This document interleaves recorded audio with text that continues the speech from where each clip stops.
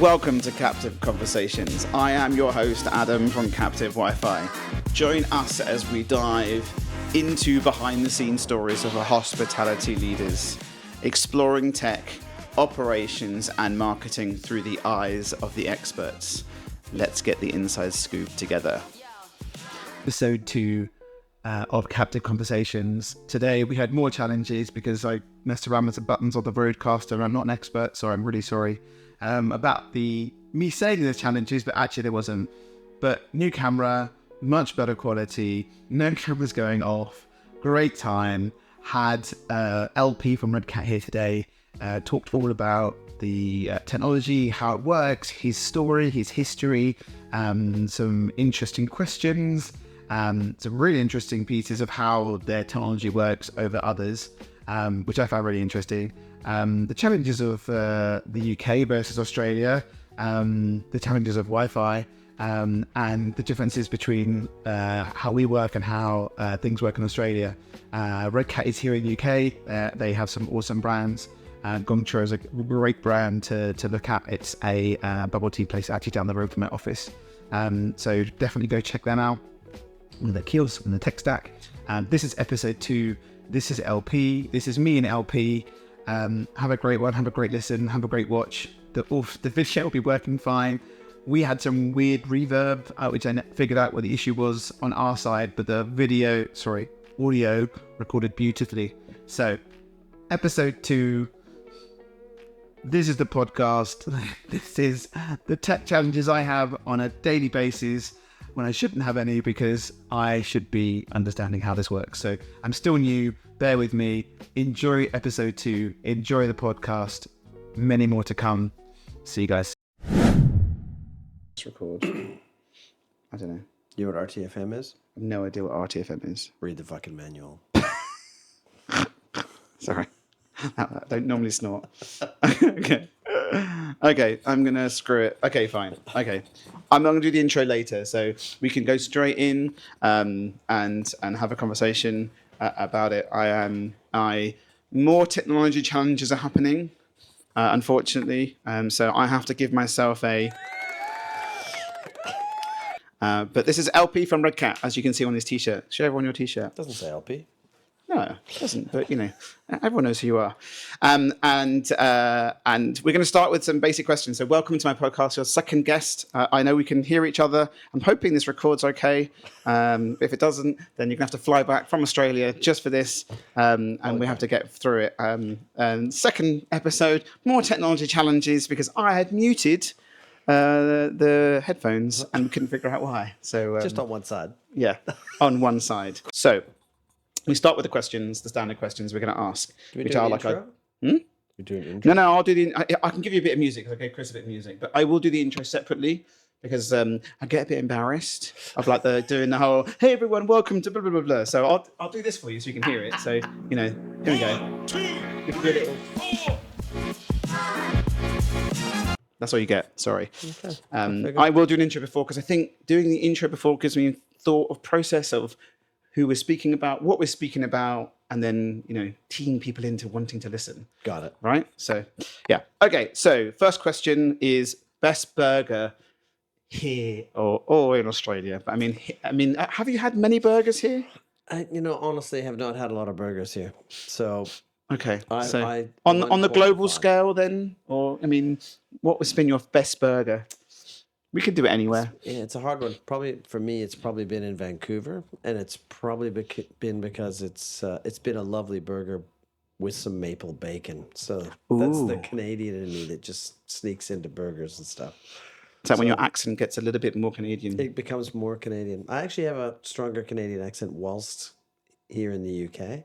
Oh. I don't know why, but I'm very Canadian here. Yeah. And then when I'm on the phone back home to Australia, or I'm talking to an Aussie or something, I actually can hear my own accent become more Aussie. Yeah. It's quite weird.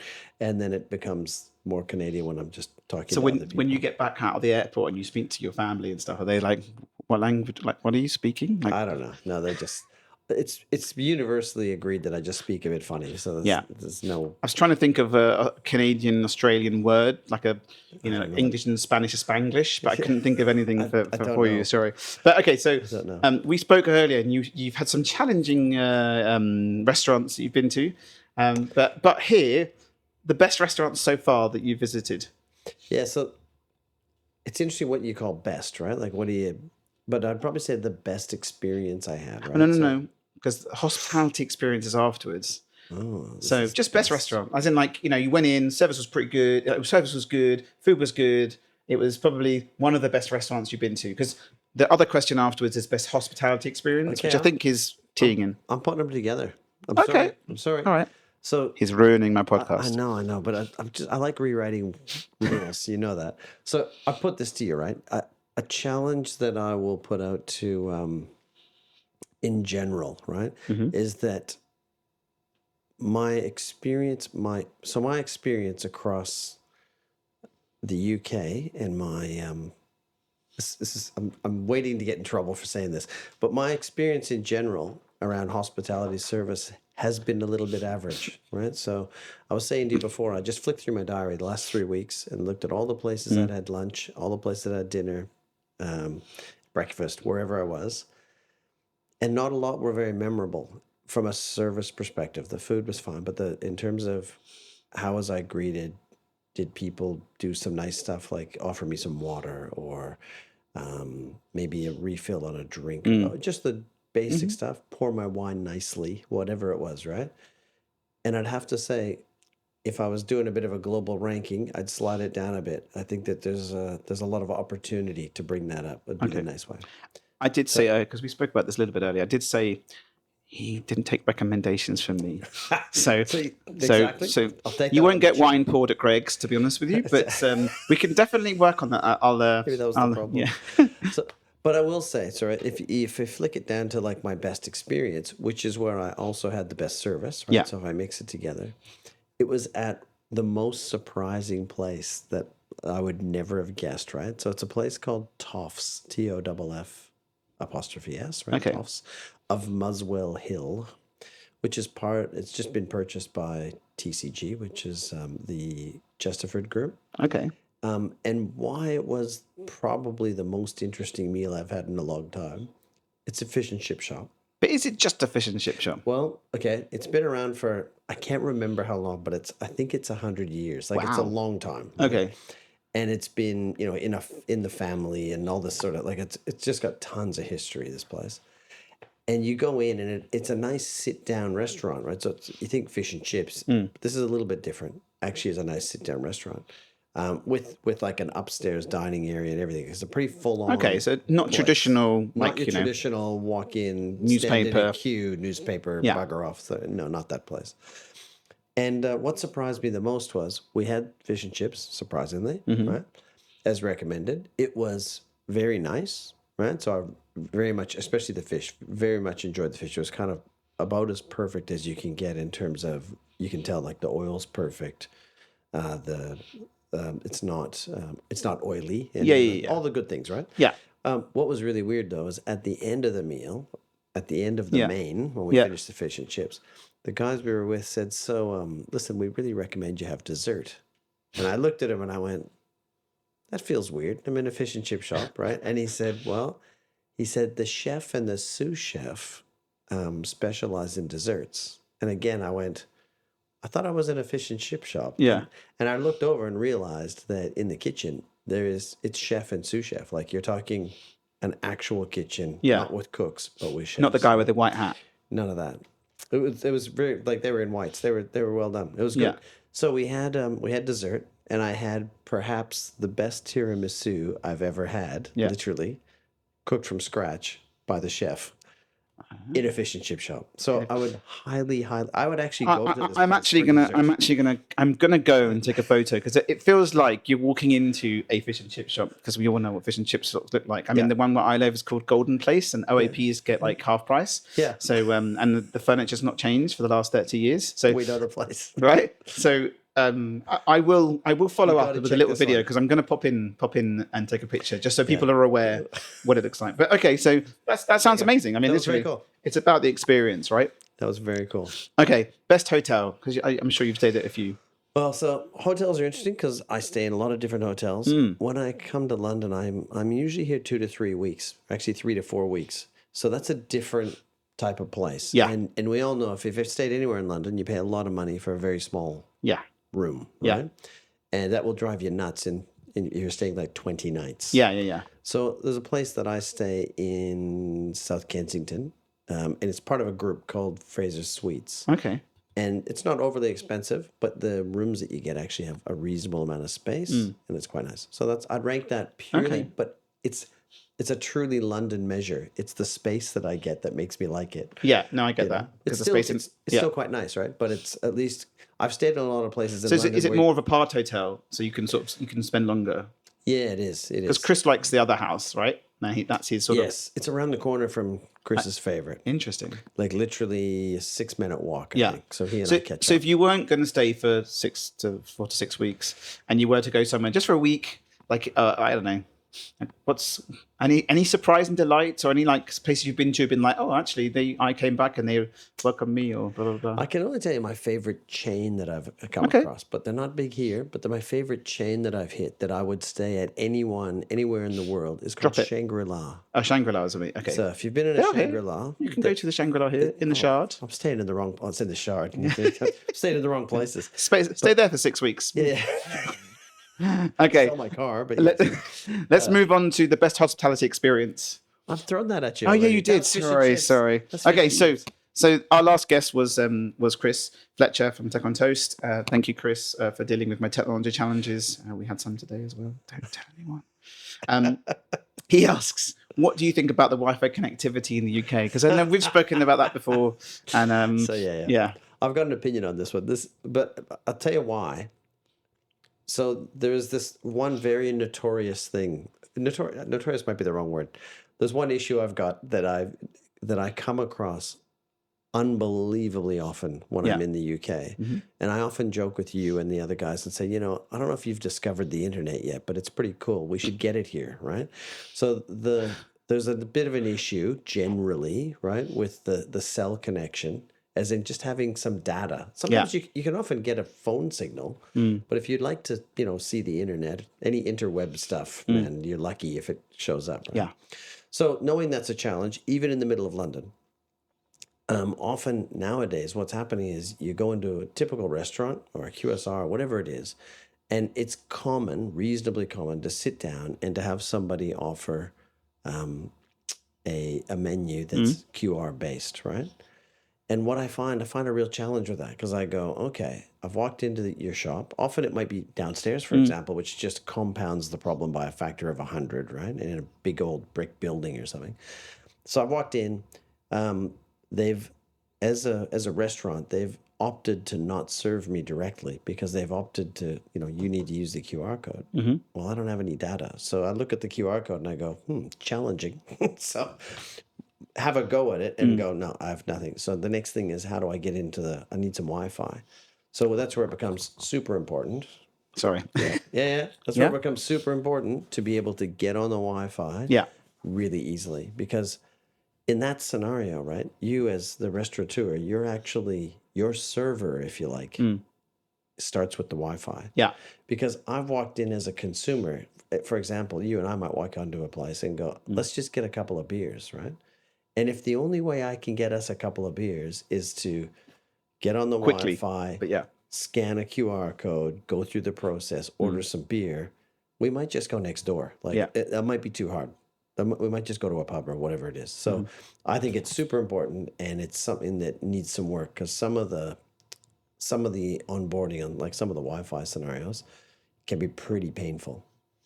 And I reckon the best, you want to get down to as close to one click as you can get, right? Yeah. Really close. I understand that, and I think you're right. I think the customer journey needs to slightly change. If the restaurant's going to know if there's challenges, so a lot of some restaurants are just left it open. Others don't know. Others don't. It's interesting. Over the last 6 months, I've seen a massive change of people wanting to get something in place. That's good. Which is nice. I was in Mayfair today. I walked into Hanover Square, and I had no signal. I had 5 bars on my phone. It was amazing, but there was nothing. data. I went to the client and I was like, what's going on? Why isn't it working outside? Like, it's ridiculous. I'm in Mayfair, one of the most expensive areas in London, and apparently I think it's Vodafone because I have O2 as well, and O2 just work beautifully. So, but realistically, it's got to work. So I think you're right. Customer journey, something needs to change. Okay, all right. Okay, enough about Wi-Fi. We talk about that enough all day. Okay, let's do a sharp, short journey. Sharing your journey into the hospitality tech. What sparked your interest and what led you to where you are with RedCat? Because it's an interesting story. I'll try to give you the short one. My history is operations, right? So grew up in Northern Canada. Family had supermarkets, and so I was, grew up in that world. And by the time I was about, I think 17, I was actually managing supermarkets. Right? Okay. Which is pretty weird for a 17-year-old to have, quite a lot of staff and money responsibility and stuff. But that's the sort of stuff that can happen in a family business, right? Yeah. Moved out to Australia and was working again in supermarkets at HQ. And when you moved to Australia, was it just ongoing, or was that more family? Or was sort of I went backpacking in Europe and met an Australian woman who's and that was it. Now my ex-wife. Okay. But yes, so that was the trap that was laid by the Australian government apparently. So yes, I went out and eventually worked in Coles supermarkets, right, which is one of the dominant supermarket chains with about 750 supermarkets. I watch MasterChef Australia. They are the sponsors. That's good call. Anyway, I worked there and from there started to get into the technology that the retailers would use. And from that moved more into technology service providers. So I worked at places like Fujitsu. I worked at Logica, which is a big UK company. And I worked at... Logica was massive. Yes, and Capgemini. So... those sorts of guys doing... We have something in common because I worked at Capgemini too. I think I saw that on LinkedIn once and I thought, that's weird. That's where I started. So there you go. So, I mean, those guys, all of those in different ways are service providers to... I was basically a specialist in retail and manufacturing. Yeah. And in their world, there's no real difference between retail and hospitality, right? Like they sort of blend all that. And that probably started at least a twist towards hospo, as it's called in Oz. And then over a bit of time, I ended up doing some consulting work with the guys at RedCat. Okay. And I had been doing a fair bit of hospitality technology work at that point. Yeah. And I actually did the rollout. I was the project manager to roll RedCat into Nando's Australia. Okay. Right? So at the point they had... small project then, yeah. Yeah, well, they had about 280 sites or something. So you were cracking the whip, basically. Yeah, well, so Nando's has 3 pillars of power, if you like, right? So it's got the UK, South Africa, and Australia, New Zealand. That's where they make most of their money, from those 3 groups. Yeah. And each of them runs surprisingly independently of the other 2. That's really interesting. Is it all owned by the same? Yes, same guys, but each one has a very different approach to tech, and it kind of is fit for purpose for that country and that approach or whatever. So they'll probably never be the same. They're all... I've seen the same for like Pizza Express in like Asia and stuff. It's really interesting how there isn't... how different it is. Yeah. So anyway, it's very unique. Yeah. So the what we were doing is we were shifting Nando's across to RedCat. Yeah. It was about a 6-month project. Probably the most complicated thing I've done in my life. Very interesting. And we did a full-on, transfer of tech. Yeah. Is that old school tills and blah, blah, blah, blah? Or... They had, I will tell you, they had these machines. They were running an old version of NCR. And they had these machines that were literally calculators. Like it was just a box. Yeah. And part of the process we had to do to run RedCat, there was no hard drive. It actually used a CF card. So here's just dating your brain. So CF cards, remember from cameras? Yeah. So we upgraded the CF card to, I think at the time it was either 2 or 4 gigs. Compact flash, right? Compact flash. I think that's what it was. Yeah, that was the biggest you could get at the time. The 4 gigs had just come out. It was very exciting. And on that 4 gig card, we had a version of POS Ready 09, which is Windows XP based, right? and that would run with RedCat on this. Like that was the hard drive. You know what? Swapping would be easy. My hard drive's broken. Here's another card. It was pretty weird. Anyway, but these things were unbelievably underpowered and whatever, but they worked. And we could run RedCat on these things. So that was the okay. So that project made the project a little bit like, actually we can reuse your hardware. Absolutely. Don't worry. The capex is going to be lowered I mean, it, that's yeah. a It was no-brainer. mostly reusing hardware, all the printers and the computer. And back then that was a bit harder. Nowadays the world's become a little more generic. Yeah. So you can tend to reuse computers. It's a lot easier, but then it was a little harder. So. Yeah. That's really interesting. I think that being able to do that with that technology. Just taking a quick break from the podcast to ask a favor, if possible, please like and subscribe. We're very new. It helps us grow, and I'd really appreciate it. Thank you very much. And now back to the show. Let's talk about innovations at RedCat. Yes. Because you can quickly go through it if you like, but I've seen some of it. Obviously, I've seen the PDF in my mind from the different events I've been to. Is like that circle. Yes. What did you call it? Wheel of Fortune. Wheel of Fortune. That's just an internal name. It's not a real marketing name. That's a great name. It looks like the Wheel of Fortune. Yeah, it does. It does. Because you can pick out anything. So you guys do direct integrations. None of this third-party heebie-jeebies. But talk to me about the three pillars or three proper awesome pieces that people don't know about or who wouldn't know about. Well, with my reverb echo on this it's mic. weird. It's an interesting question, right? Because you kind of go, well, what are you proud of? What have you done different? Yeah. So I would say one would be our relationship with the aggregators, right? So just before COVID, we actually started doing a lot of work with, so in Australia we have Uber Eats, we have DoorDash, which doesn't exist here, right? I'm sure it will be here eventually. But so we have DoorDash. Mm-hmm. We have part of the Just Eat group called Menulog, but so it's Just Eat. Oh, Menulog, interesting. Yeah, it's just their local name. And at the time we had Deliveroo, which has now left Australia, but still here, right? So those are our four sort of partners. So I guess if you said what have we done that's innovative? The first thing we did that was very innovative is we were one of the first systems that integrated into those guys all directly. It was actually unusual. So we were part of the big change, if you like, where everybody went from having a bunch of tablets. Yeah, like Starship Enterprise. Yeah. So when the orders come in, there's a noise. You try and figure out. We used to call it whack-a-mole, right? Where you're going, I don't know which tablet it is that has the order on it. You'd find the order, you'd smack it, and then you'd retype it into your point of sale. So we were one of the first guys. Love the camera's dead. No, but the main one's still going. Excellent. So we're all good. GoPro overheated, but we're not using the GoPro. So we were one of the first to actually do those integrations. And it was really difficult, especially because you were first. Yeah. And your reward for being first, right, was once we finished them, they upgraded all the APIs. We had to redo them again. So this is the challenge, really. When you say I think the benefit you have is the breadth of. I said over here, 100 restaurants is big, but over there, so 500 restaurants is big, right? So to give you some context, customer base, some context. So if you looked at our top customers, right? So if you look at Grilled, for example, so Grilled have about 170. Burger restaurants, and they're a pretty good footprint. They'd probably seat at least, I'd guess, 40 or 50 packs, right? That's sort of or bigger. They're pretty good. You look at Nando's, so we do Nando's Australia and New Zealand. They got 220 sites last time I counted.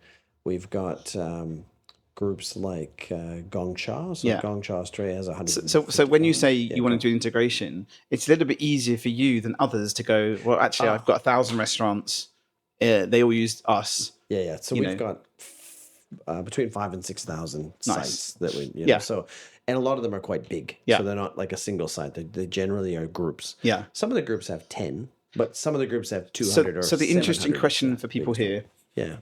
Because Chris mentioned something yesterday about enterprise, and they go to someone, they say, but we're enterprise. And then someone goes to them and says, but we've got 3. Does it work? And they go, yeah, it still works. So you guys aren't really enterprise, but where is the sweet spot? Is it like 5+? Yeah, Because you wouldn't see yourself in like a one-person cafe it's- running this tech stack. it becomes a sledgehammer for a small. It actually can become for somebody running a single site. Generally, they're doing a little more effort than they Yeah. need to do, right? In our world, because they could be running 100 and be the same effort. Yeah. So for us, the sweet spot is probably between 5 and 10, somewhere in there. And what I find is that as somebody starts their shop, they use whatever tech makes sense. Yeah. As they grow, they start adding complexity, right? And the complexity is in lots of different directions, right? But from a tech perspective, the complexity is things like maybe a kiosk, maybe click and collect, maybe QR, loyalty across all those things. But I guess for you, it's simple because then they're like, okay, so we're at this stage now. We want to roll out kiosks. Actually, we plug into kiosks. We want to roll out this. We want direct integration. Actually, the Wheel of Fortune. We just have all spin those things. Yeah. So is that hard? I mean, obviously you have a development team, right? But that must be hard to manage and maintain. Yeah, of course. Yeah, there's about 100 people in the business. So that we have about 100 staff, and to give you an idea, we have 3 salespeople. Wow. Not including me. Call it 3.5 salespeople, whatever you want to call it. But we have 3 salespeople plus me. Yeah. There's some account managers for existing customers, and virtually everybody else is engine room. So there's a lot of people building a lot of tech to try and keeping it up to date, I guess. Up to date. Wow. And the thing is, it's never ending. Like, we talked about, say the Uber integration. I think that now I'm guessing about version 4 of that Uber integration, because you keep having to rebuild it as they change things. And do they tell you? Or is it very much like, we've just had an alert that the API... Bit of both. Often they tell you. Yeah. Now and then they tweak things. Like they'll change an API and they go, oh, we thought we told you. And it's a bit of that. The integration is included in the platform, right? Or is it an additional bolt-on? Yeah, no, it's virtually every customer would be integrated. Yeah, because I think the thing here is that you get an iPad-based system or you get a Windows, and they go, yeah, this is amazing. I love this till system. It's amazing. Yeah. And then they're like, I need to plug in Deliverect or Urban Piper or whatever it might be. Yeah. And then you're like, oh, my monthly fee's just gone up. Yeah. So in our world, it all comes from us. We work out with you how we're gonna, charging it, how it'll work. But it's more configuration, right? We're just turning things on. Yeah. It's pretty easy.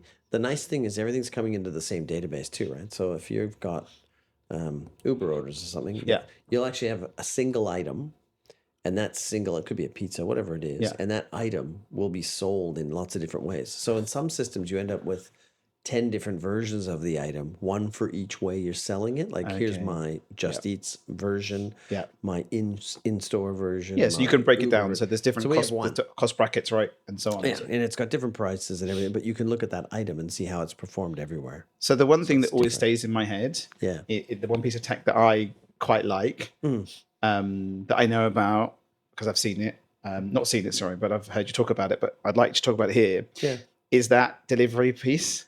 With the order the burger is ordered, there's a delay, or that whole piece of okay. I mean, that just no one's really doing it. And some people, maybe some third parties are doing it, but it's interesting, and I think I need to shine a light on it because I find it very interesting. Well, so if you go back to your question, you said, "What have you done that's cool?" Right? Yeah, and I started saying, our delivery stuff is pretty cool. Yeah. So if I then said to you, because there's an interesting point that people often will look at a company like ours and go, oh, but you've done the integration to Uber, so like, why should there be cost involved? Like, you've done it. Yeah. So the work's done.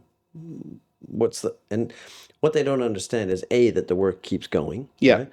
But also that there's a lot to that integration. So in a simple world, right? There are those that will do an integration that literally is. And I'm just going to say Uber for the next little while. Yeah. We could use a different company. It doesn't matter. Let's just say it's Uber, though, or Just Eat or whoever, right? So Uber throws an order almost over the wall, and you kind of catch it and go, I got an order.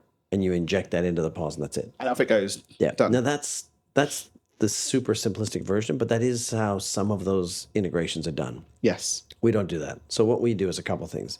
There's a menu integration. So our menu, we build and own the menu, right, within RedCat in a really cool system. Yeah.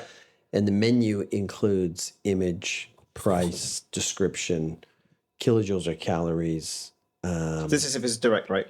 This is for any item in RedCat, Okay. right? So it also has allergens, so all the Natasha's Law allergens and categorizations if you want to do things like vegan or vegetarian or whatever you want that's Yeah. a type of food that you want people to filter on, right? And the store opening hours and the ordering hours, which are often offset a little bit, quite a little bit different for delivery and Yeah. stuff. All of that is in your menu, and we publish that everywhere, right? So we Oh, push so you're that. doing a sync. Absolutely. So you're controlling it in RedCat. So if you think of that and you think, okay, so that's how we're approaching this sort of an integration, right? There's a lot to it. So the first step is this. The second step then is you go, okay, well, how do we take an order? What do we do with an order? So a typical order, what it has in that order is this. We'll get a call, not a call isn't like an API call, but Yeah. we'll get an order from Uber. We take the order, and then there's actually a bunch of discussion, if you like, between the two systems back and forth as to what's going on. What'll happen at that high level is you get an order that comes in from Uber. Yes. And Uber says, this is what I'd like to the restaurant, right? They go, I want this burger and whatever it is.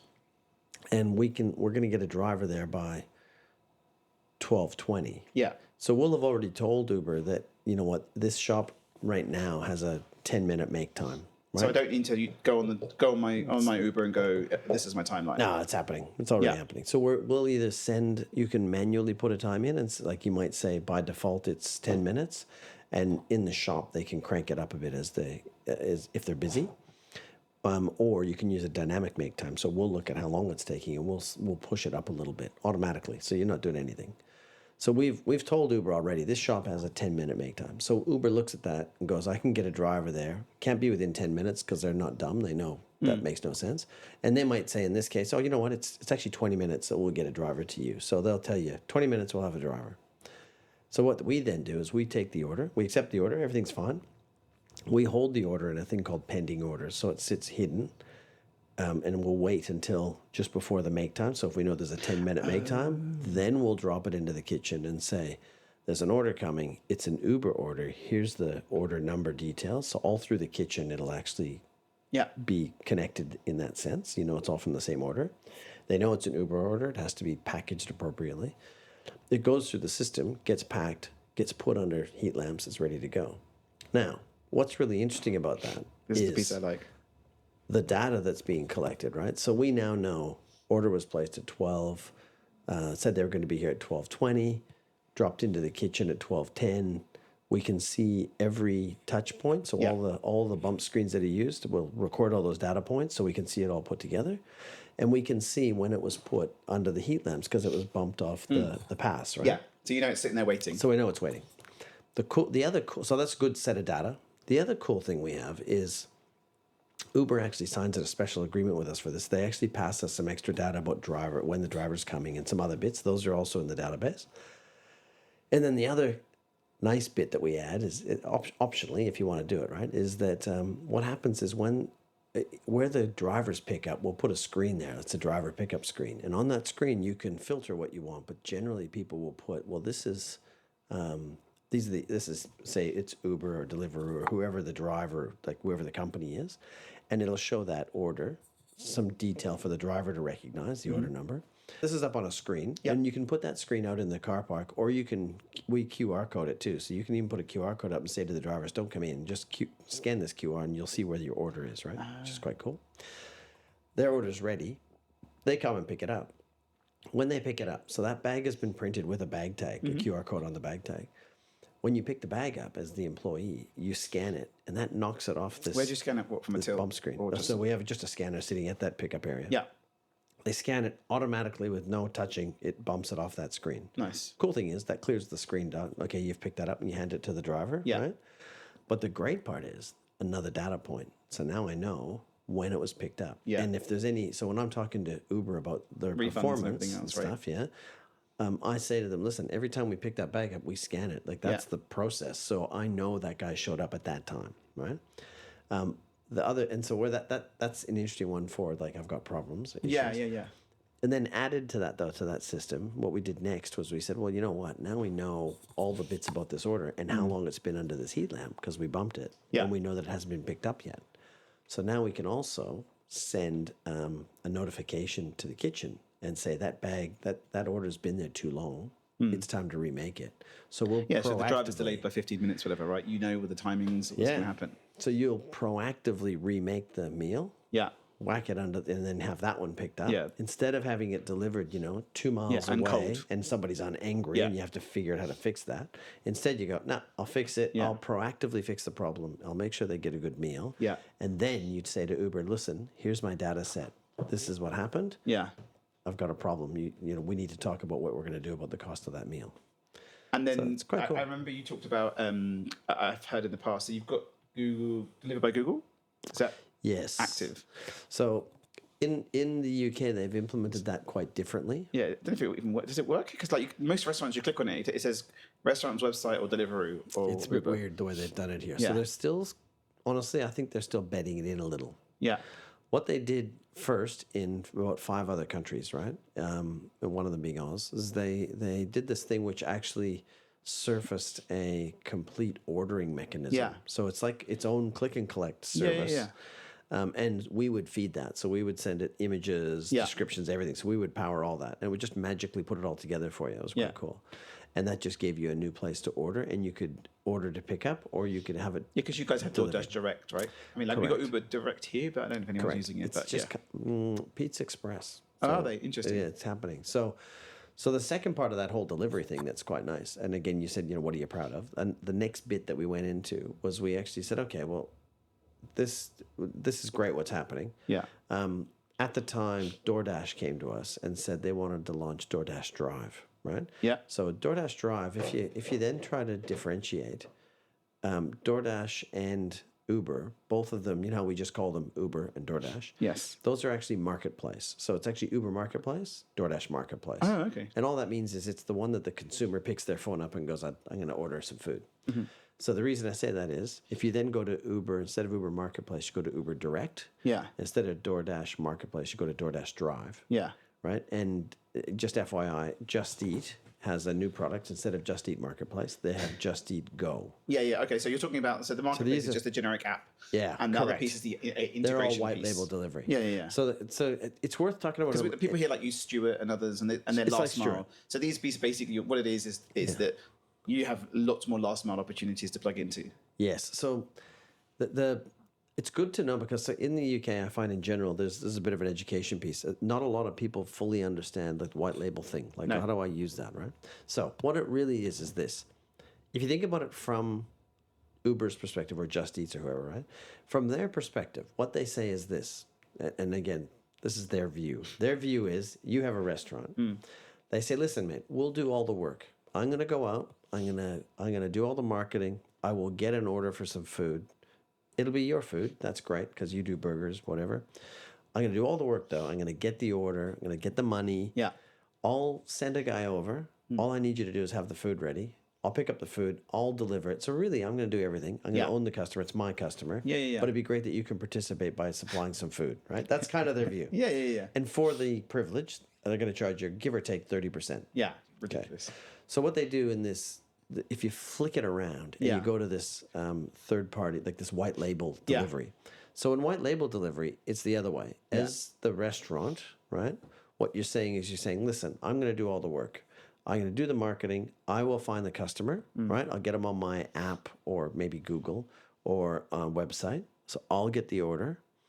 Once I've got the order, I will cook the food, get it all ready. All I need you to do, Mr. Uber / Just Eat / DoorDash, I just need you to send a driver to pick it up and deliver it. Yeah. So you put in the shoe on the other foot, right? Like you're literally flicking the whole deal around. But it's not just a case of that, is it? Because it's got to be plugged into something that understands it and works, right? So in our world, though, it's just the good thing is for us, it's configuration. Your wheel of fortune is just we'll just turn it on. So, no, quite literally. So if I get a customer who goes, but I'd really like to use this, I say to them, okay, well, as long as you have to have an avenue, right? So the avenue is either click and collect. Yeah. But it's not really, see, this is where the click and collect name breaks down a little bit because it's not click and collect.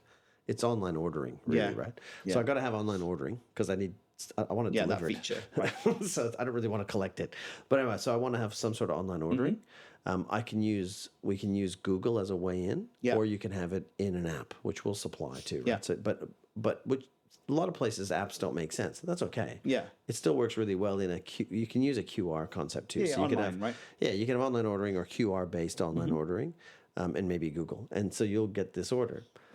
So what happens for us is if you said, "Oh yeah, I like that idea," I literally just get the team to configure it. So they go, "Okay, we'll turn that on." So bang, the benefit, bang, bang. the benefit you really Done. have is that you own that customer, which is what everyone's talking about. That customer ownership is super hard. So in this world, right? If you now are shifting people into a direct relationship, right? We're talking about Uber for the minute, but into a white label delivery perspective, you're changing the whole game. Yeah. Because for a couple of reasons, right? From a customer perspective or a consumer perspective, in their mind, you're delivering the food. Yeah. Now, It's like back in the day, it's like Chinese restaurants, Yeah, right? yeah, And pizza exactly. places. It's basically rocking it back to you sort of having your own delivery driver, right? correct. And the great part is, what we've taught the consumer, right, in the last few years is you don't care who's delivering it. As long as somebody's bringing it, Yeah. you're in a happy place, right? Yeah. So don't worry too much about that. Like it's okay that it's coming by Uber or DoorDash or whoever, right? It doesn't matter. Yeah, yeah. So the good part is, as the restaurant owner, the restaurateur, I actually now own that customer. I can use loyalty. I can market to that customer. So, for example, I can give a coupon that goes, this coupon is only valid for home delivery. Yeah. And that's fine, and because it's my customer. So I'm going to weigh in. This is awesome because owning the customer is a challenge. The cost of everything has gone up, right? So Yeah. if there's a way of saving the money, and because everyone tries to put a little card in saying order direct, but it doesn't never the same, right? So you've got separate click and collect. Yeah. You've got separate delivery platforms. Some aren't together. Some are, some people. Some of our clients use one for the delivery last mile delivery. They use one for click and collect, and it's all a mixed bag. So I think it's a really good point to talk about. I think owning the customer is a challenge. Yeah. But then it tees into CRM. So the last podcast, Chris was saying, I said to him, "What's your tech stack? What would you do? Blah blah blah." And he goes, "I have an interesting question. What would you go first, CRM or POS? Because it's the customer journey as well, and the loyalty piece is part of the CRM as well, right?" Do you know what I would honestly say to you? I'd say I think you're a little crazy if you tried to make either one of those choices without the other part in mind. Yeah. Obviously, they've both got to be in mind, 100%. But it's the same thing. You're right. I guess if you go pause and don't think about the customer journey, What are you doing, right? Yeah. And the same the other way. Yeah. Like, because if you can't have a tech stack that works, Yeah. you Yeah, it's a recipe for you're disaster, planning to right? fail, right? Yeah, Yeah. exactly. You're literally going, "Oh, I don't know how that's going to work." Yeah. And as you're kind of saying, that's crazy to But you go, guys don't. So you "How do I-" guys have the loyalty piece, but then you plug into CRMs as well. Yeah. So what we do is we have what we call a loyalty engine. Yeah. And what that means is you go into it and we do it with you, right? So we set it up with you. Yeah. And you define what loyalty was to you. Okay. And then we configure it to support that. So to Okay. give you an idea, that could be, I want to earn and burn points. Yeah. That's Points. Yeah, I get it. can Yeah. do- so Yeah, I can do earn- monetary value, whatever it might be. Yeah, earn and burn points. I Yeah. can do earn points, and when I hit a certain level, I'll automatically convert it to pounds. So going back to Oz. Yeah. What's that? What are like Nando's? If I take Nando's as an example. Yep. So Nando's is an earn and burn points. Yeah. And is it their own platform plugged into yours, or is it your So platform? it's RedCat Loyalty. Okay, so it's yours. In their case, we feed the data up into a CRM. Okay, fine. They manipulate it, and then Yeah. they tell us what they want to do. So they'll tell us, "Oh, we Okay, need a push coupon." and Like pull. by APIs, they'll Yeah, go yeah, like, yeah. "I need a coupon for this particular person that gives them 10% off on Thursdays." Yeah. Between 2 and 6. Yeah, okay. That sort of stuff. We say, "Sure," and it gets built by an API and sent out to that customer. So the CRM solution is going to be used to view and manipulate the data, Yeah. and determine what you'd like to do, and then we Because deliver CRM's them. my bag. Because I love a bit of CRM.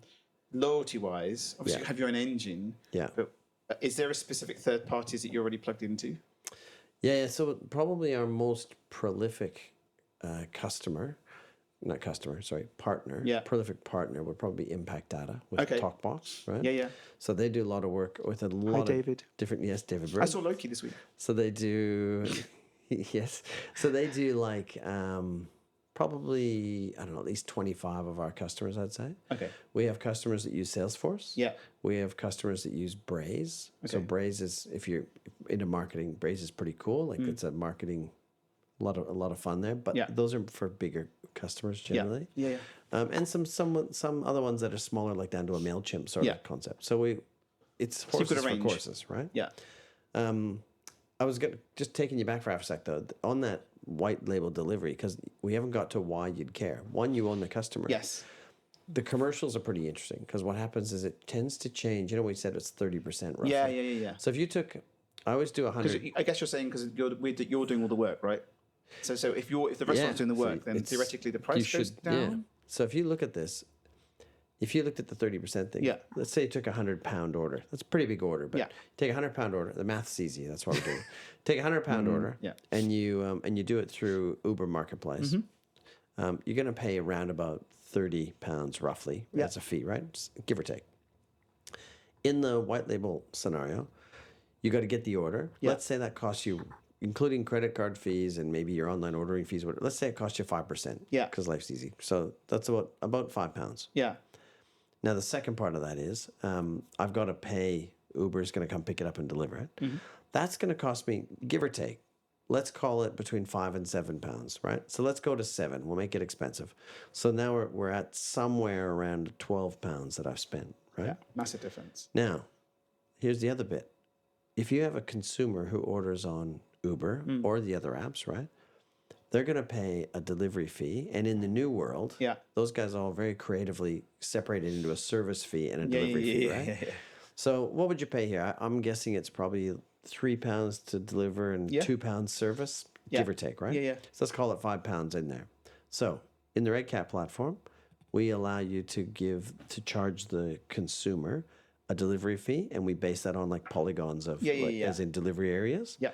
And then a service fee. If you want to cut it up that way, yep, you can do it. So let's just say you do the same £5. So the consumer was going to give that to Uber. Yeah. You tell the consumer, we'd like to take that money. And generally the consumer goes, yeah, fair call. It's the same money as They don't Uber have is it. charging me. Yeah. So I'll give you £5. So now remember I said it was £5 Yeah. to get the order, £7 to deliver. Yeah. Now I'm getting £5 back, Yeah. right? So now I'm down to £7. So now I've got for that £100 order, Yeah. it's costing me, give or take, around about £7 That's crazy. versus 30. That's crazy.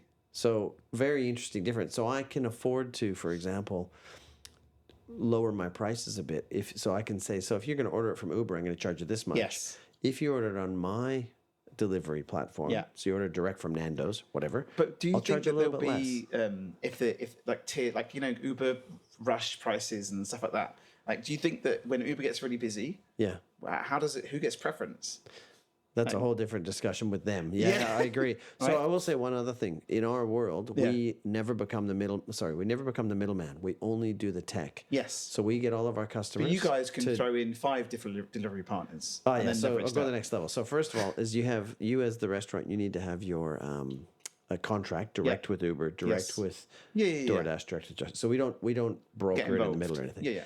Now the next thing though, you're right. So we did that. We set it all up, Yeah. and we were very proud of ourselves and said Yeah. this is amazing. And so to give you an idea, we deliver just in this white label delivery bit, we do over 100,000 orders a month, Yeah. which is a reasonable number, right? Of little people running around picking Poor up Uber. stuff. So the next step then is if you've got 2 delivery partners, right? So this is an Aussie story because today we're using Uber Direct here, Yeah. right? But if you went in Australia right now, Uber Direct and DoorDash Drive. Yes. So here it could be maybe Uber Direct, Just Eat Go, and maybe even Stewart or whatever, right? But so for today, we're talking about Uber and DoorDash in Australia. So what we do is this, and this is in hundreds of shops right now. This is the Yeah. way it works. It's this thing that we call the delivery optimizer, right? And we like the delivery optimizer because it's a bit of good fun. name. It's a bit of fun. So what happens is, you tell me, let's say you're Nando's. For every one of your restaurants, you tell me who's your primary delivery partner. Yeah. And you can choose. And I don't care if they're all the same, different. yeah. And regionally, in different areas might make more sense. Like, Deliveroo you might be find that stronger those drivers in a are certain better area. than the other, whatever, right? It's preference. Especially in certain areas, right? Yeah. So let's just say for this particular shop, you've said Uber is my primary delivery partner. Yeah. But I'm going to have DoorDash as my fallback. So what we do is when we get an order, we go and we say to Uber, hey, we got an order, come grab it. Yeah. If Uber either fails to respond Yeah. Yeah. or says, actually, I don't have any drivers. Yeah. Or a little bit weird, but happens is because of the way maps work, sometimes there'll be like a little part of a street or something that Uber goes, I don't deliver there. Yeah. Randomly, just a map error almost, right? So they go, I don't deliver there. So if any of those things happen, we will automatically go to DoorDash and say, I have a parcel, I need you to deliver. Yeah, and they'll send a person. Can I ask a question? Yeah. Because as a consumer who does ordering, Yeah. What happens? This is just what happens if the driver accepts the order but does nothing for like 20 minutes? Well, again, that's a whole problem that you've got that as the restaurant, you take that up with Uber or Of wherever. course, and I'm just saying that it's a technical issue as well because a problem. realistically they've accepted the order, but they're actually just either doing nothing or I'm going to take this and wait for my other delivery. But they'll right? do something else. Yeah. All those things. I wish there was something. So like yeah, that. that's a hard Uber, one. have a listen. That's a hard thing, and that's something that you need to work with them to say, guys, Of course. this is happening and it's a problem. So basically, you're now allowed to split across. You could have 7 delivery partners. You can have your own delivery people. And we'll just hybrid it all together, Yeah. right? And optimize who's picking it up. The other thing we can do is we can actually, if you want, and especially people use it in country areas or quieter areas or places that are difficult to get delivery. We'll actually instead of going primary, secondary, we actually can set it to say who's the fastest, who's got a driver available more quickly. Yeah. And then it'll go to that one. And so it's, Is that on trend or is that because you're checking what's around? It happens like every time we say, when can you get the driver? We get the 2 answers and we say, and then you choose. and we choose that one. Okay, I get it. So God, we this do literally that. sounds like a little guy in an office going, Yeah, doesn't no. it? Like, oh my God, drivers. What do I do? Like, tech. We can also do the cheapest of the two using your contract, right? So it'll go with your contract and say, with your contract, which one would be cheaper? I actually don't have any customers who consistently use that. They play with it now and then. Yeah. But really, the faster delivery is more important to them. Yeah. So it's a pretty interesting approach, It's right? so much it's just a lot. Okay, so leading on to my next question. It is quite right? it's very technical. And I say one more thing. But the all Wheel of of that, Fortune is like so much. Like so, it leads on to my next question, which is, okay, UK last year. Look, came here to the UK. You've got you have contracts here. You have client here already because of the breadth of customers you have. Yep.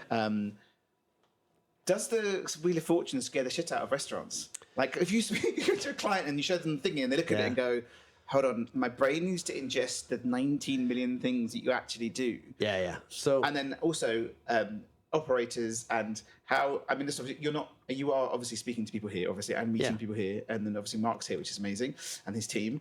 But how are you finding it? Because I have other people we work with, not from the UK, and they're like, you guys are just like, we have these conversations, and I feel it here as well sometimes. Is it very different here? This like the process that you found, like meeting, having a conversation, they love it, and then hold on, I need to. Crickets. Sorry, Crickets. Okay, so a couple things. One, it's very different for us here because we're quite dominant in Australia. Yes. So it's a different conversation. Yeah. Everybody I talk to in Australia has been to a Grilled or a Nando's or all the different customers, right? Yeah, they know it. They know us. So it's quite different. Here, there's a lot of conversation that goes, oh, okay, I haven't heard about you guys. And it takes them a while to go, okay, there's some credibility. We get it. We understand what you do, right? So there's that level. Mm-hmm. The second thing that is challenging in our particular business is that it takes the typical potential customer a while to come around to going, oh, so you really do everything, like that, because there's a little bit of like, and then once they get to that, they get to a little bit of like, oh, that's a lot of decision. Yeah. But having said that, right, almost all of them have a big problem. and they're looking at like part of the fix, but they've got a holistic so looking at problem. Wheel of Fortune, is spinning and stuff. I go, that there can fix exactly what I need. Yes, today this hurts me, right? And you're going, but every day all of this hurts you. And you're actually but today I'm only focused on that. So there's a little bit of that. Right? And to be very open, that our solution is what I call gentle open heart surgery, right? So we go, we love you. We're going to have to get rid of these 5 systems you're using and we'll replace them. Yeah. One thing I've done, though, that's helped a lot, we've basically said, one of the problems is this whole conversation. This is too hard and everybody struggles. And what do? Yeah. So I had to figure out how to give them context, because context is super important in any problem you have, right? Even if you don't know that you need context, you actually need some context. So what we do now is I spend about 2 minutes talking to people before I get deep and before I show them the Wheel of Fortune. I say, can I just talk to you a little bit about the fractured tech stack? And they go, sure. Like, what do you want to talk about? And what I do you show want them from me? what I show them is I show them this. I'll try and give it to you really quick. Fractured tech stacks. What that means is anybody virtually, and this is true in almost 100% of cases, right? Yeah. Almost everybody who has set up a restaurant or a shop and then has 2 and then 3, then 4, then 5. And as they've grown it, they've added all these different functionality bits, right? I've got a great idea. Let's plug this in. As they've added it in, right? At some point, eventually ends up with spaghetti. They have a mess, right? And they manage that as best they can. But the challenges that come up out of the mess, right, are things like I now have way too many vendors that I'm talking to, and everybody's blaming each other and all that sort of stuff. I often have problems that they're not very well integrated together, so they talk to each other, but really not great. They just give, like I said before, where they throw the order over the fence. There's a little bit of that. Yeah. And then your data sets are all fractured like crazy. Like your data's everywhere. So if you go, well, how much? I've actually sat with quite a few potential customers, not RedCat customers, and talked to them about their data. Yeah. And they'll actually pull out of their point of sale. They'll say, well, here's all my data of what I sold. But here's all the stuff I sold in Uber. Here's all my Just Eat stuff, and here's my Deliveroo. Yeah. So what we do is we add that up, and then we add in our click and collect stuff, and that's how we know our sales. And I'm like, you're crazy. Yeah. So it's really hard, right? And managing, like, one of the things that comes out of that, how do I manage the menu we talked about before? Yeah. If it's not central, I'm going to manage it in 10 to be places. fair, I mean, right? I have spoken to people in the past where they're like they'll call the boys in the office. They'll be like, none of our orders are working. We have DeliverAct, and it's integrated. And then the till system guy goes, did they make a menu change? And I'm like, I don't know. And he asked them, yeah, we changed the whole menu this morning. Yeah. Did you push it to wherever it needs to go? To like I don't know what it was. I think it was through DeliverAct. Have you managed it? Yeah, have you managed it? And they went, what do you mean? What does that mean? I've not done that before. And then orders weren't coming in and everyone's going crazy. Yes. So again, this is back to this fractured tech stack, right? It's like, what kind of mess have you created, and how do you manage it? Yeah, what monster have you built, basically? So if you said, okay, so that's this fractured tech stack, and that's exactly but, these are the but surely repercussions. someone would be going, give me your hand, let me bite out your hand off right now. Well, so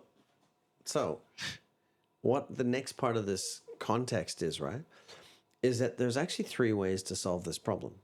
Right? And all of them can work. Any one of them can work, but you just need to figure out which one you want to do. And the reason this is important is because without the context, you actually don't realize that those are different. Yeah. I'll tell you why. So reason one is you go out and you buy some middleware and you take responsibility for connecting everything to it. Yeah.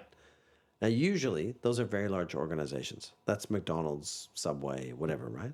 And what they do is, and Nando's UK does that. So they go, okay, we've got a point of sale system, we've got a click and collect system, we've got a loyalty, they've got all these things. They connect it themselves, but they take responsibility. Okay, challenging because it's a lot of effort. It's never ending. Like they do it and they go, oh, we've got it all connected. And then they go, oh, hang on, now we want to have white label delivery. Oh, wait a minute. Somebody's changed some APIs. And also they'll struggle. And they've got to self-manage everything. And they'll struggle with like things like getting Uber to push the orders in directly. Uber's going to go, I don't really want to work with you. Like you're just a one shop, right? Or one group. Yeah. Potentially. Not if you're McDonald's, but if you're somebody else, right?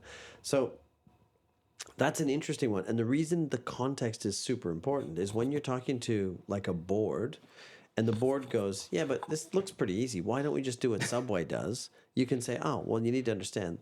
Like Nando's in the UK, Nando's, for example, has more developers than I do. Just Nando's UK, right? It doesn't do Nando's in any other country. They have like more than 100 people on more. Like they have a lot, right? So when you look at that, you go, okay, so that's an approach. Yeah. But you have to decide if you're a food company or a tech company. What's the deal with just like, the CEO in Australia coming over going, dude, just use my mate. Yeah, well, Nando's in Australia has, I think, 4 people in its tech team. Yeah. Versus like lots. Anyway, so it gives you an idea. You could save them a fortune. That's a whole nother conversation. So that's version 1, right? Yeah. Version 1 is piece of middleware. Yeah. Version 2 is you get all the vendors to basically you ask them nicely to work together. So it can be a little bit like running a kindergarten or herding cats, right? There's stuff going everywhere. But what you'd really, and this is the most common one. That's when you go, hey, listen, I really like your stuff. Yeah. I want you to integrate into this point of sale system I'm using. And you go, oh, yeah, actually, we can do that. That's not a problem.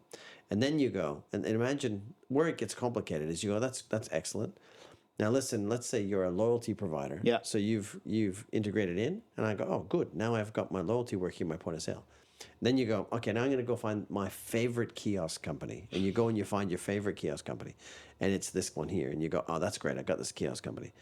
So that's good. And you say, this kiosk company, can you integrate it into this point of sale system? Yeah, we'll do that for you. We would love to. Yeah. Now I've got that. Where it gets really complex is you say now to the loyalty company, I'd like you to do a special integration that works through this particular pause to this particular kiosk company. Yeah. Because remember, if you change any of those, it's a different integration. Yeah.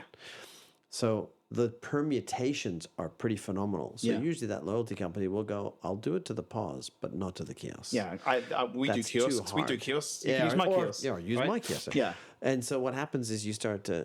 Then you've got the mobile app developer who says, actually, we'll plug into the POS, but we're not plug into your kiosk. So no scanning of loyalty. Correct. And I'm going to do the credit card stuff myself because I make a bit of money off of that and all those sorts of things. Right? So this is this ask everybody to work together. That's also quite common. Yeah. And a lot of our competitors use that as their model, right? Where you're plugging lots of stuff in. And then okay, so I need to interrupt you.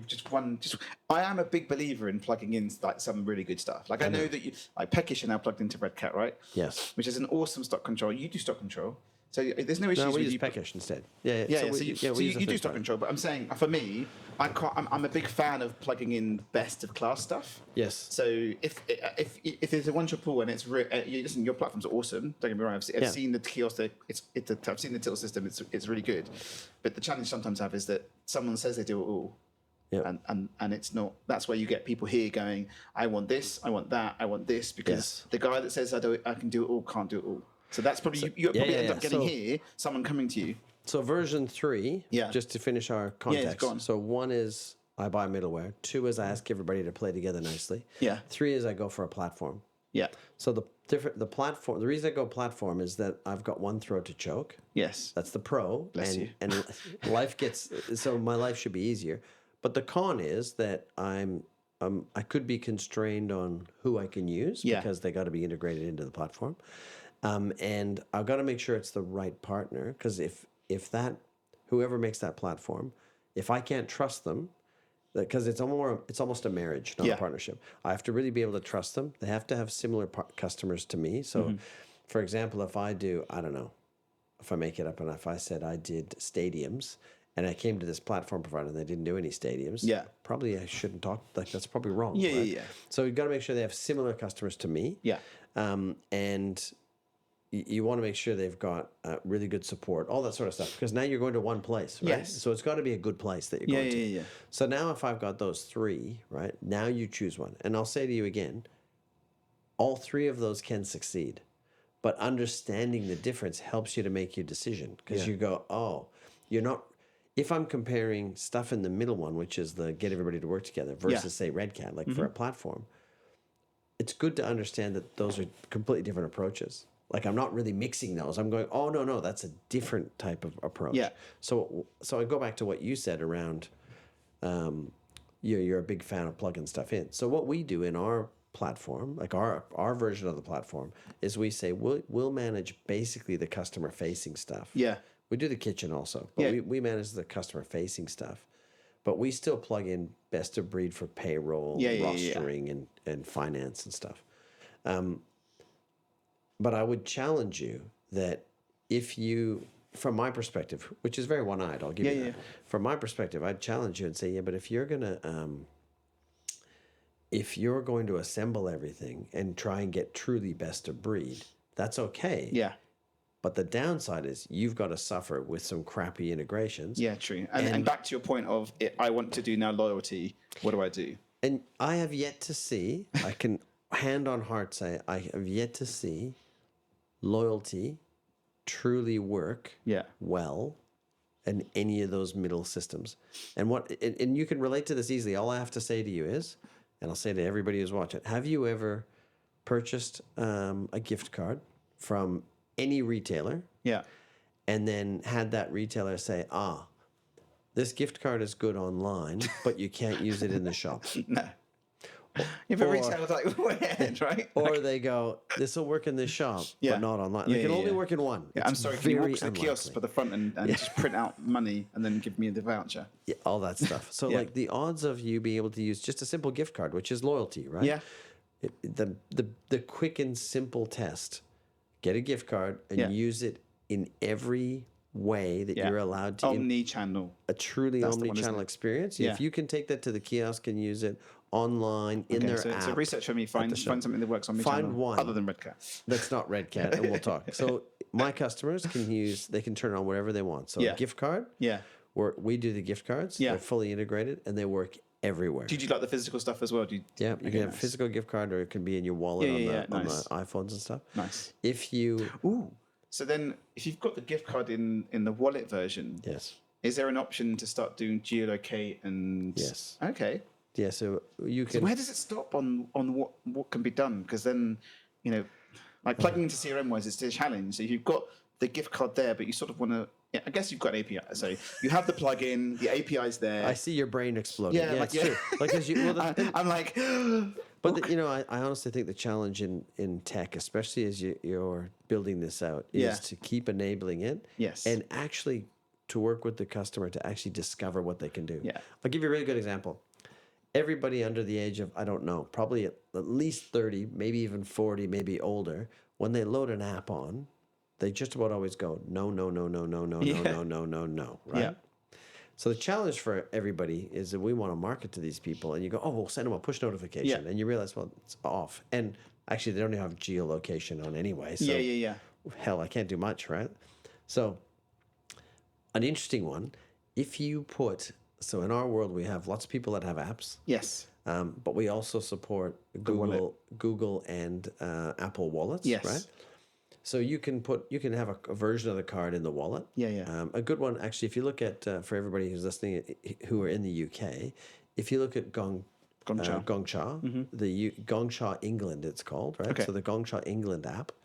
Awesome bubble tea, by the way. If you open that up and you can have like the app and you can earn points and all that sort of thing. They use a punch card concept, right? So you can actually just click a button in the app and it'll, or even off their website, and it'll push it into your wallet. Nice. And in the wallet, you'll have a punch card. Yeah. And they can choose like the little graphics stuff. It's quite cool, right? Now, here's the cool part. Like, here's the one that makes your brain go, ooh, what can I do with this? Once you've got it in the wallet, right? I have yet to see the typical 20-something that has figured out or bothered to turn off geolocation for the wallet. You're right, 100%. So what happens? Push notifications as well, right? So today, what our customers are doing is, as I'm walking along, my app will just pop up and go, you're near a Gongcha. And you're like, oh, that's cool. Now, today, it doesn't do much else other than saying, you're near a Gongcha, which could be annoying or whatever, right? But I think in the next while, what we'll figure out is, okay, well, what do I need to do now? Like, how do I maybe pop an offer up? Yeah. Or what do I, push it. How do I get a little more clever about that? We have come to the end, which is fantastic, and we could probably talk forever. I'll come back. We'll have to do. We'll have new topics. Yeah, I'll do some different topics next time. So the last thing at the end of the show is to ask, and I'm not telling you who the next person is because Chris was like, I know who the next person is. Yes. Was 2 questions to give to the next I've person. got them. I'm ready. Amazing. 2 questions for the next person. I don't know. So all I know is they're hospital based, right? Yep. Okay, so that's the only part of They it. might not be operator though. They might be tech. Who Doesn't knows? matter. Yeah. Okay, my first one is large and esoteric. It's what are your thoughts around service levels in the UK, and how does that compare with other places you've been? Right? Because my view is coming from outside. So even somebody who's been like on holiday, whatever they've done. Yeah. So that's one. My other one, much more specific, right? And it involves this. So what I'm going to do is I'm going to leave this behind. Show it to the camera. Can you see this on the camera? No, but we'll go up closer so you can see. Okay. So I've brought a Tim Tam. Now, if you've been to Australia or actually any Or British any event of supermarket, yours. any of our events, yes. So Tim Tams are a very Aussie biscuit, which I'm told are very similar to penguins, which... Sorry, funny enough, ASMR. I've never had a penguin, weirdly. Yeah, it is. I've never had a penguin, but I'm told by... I'll buy you some next time. Literally, that would be good, just to disappoint me, because I'm told by every Brit who's ever had a Tim Tam, quite literally, has said, "Oh, these are way better than penguins."